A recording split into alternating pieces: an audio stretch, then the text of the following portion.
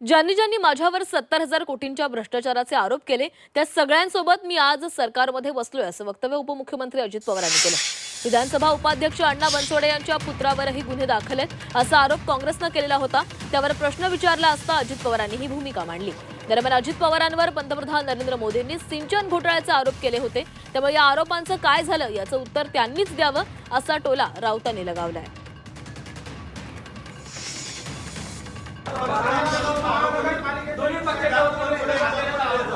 काय काय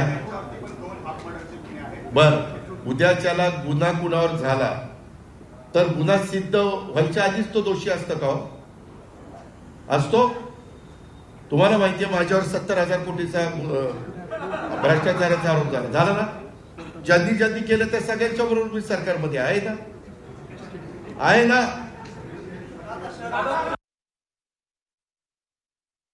हा प्रश्न फक्त अजित पवारांना पडला असं नाही आहे। हा प्रश्न संपूर्ण महाराष्ट्राला पडलेला आहे। किंबहुना देशातल्या राजकीय विश्लेषकांना पडलेला आहे की त्या जो आरोप प्रधानमंत्र्यांनी केला त्याचं पुढे काय झालं।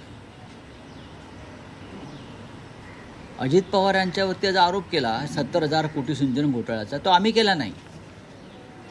गाडीवर पुराव्यांची घोषणा आम्ही केली नाही। भोपाळमध्ये भारतीय जनता पक्षाच्या बैठकीत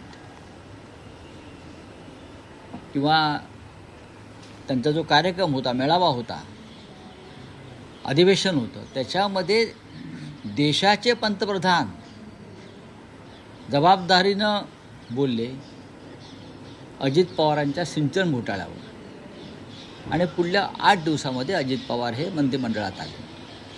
त्याच्यामुळे अजित पवारांचा प्रश्न जो आहे हा योग्य आहे, आणि सिंचन घोटाळ्याचं काय झालं आरोपाचं याचं उत्तर देवेंद्र फडणवीस यांनी दिलं पाहिजे, आणि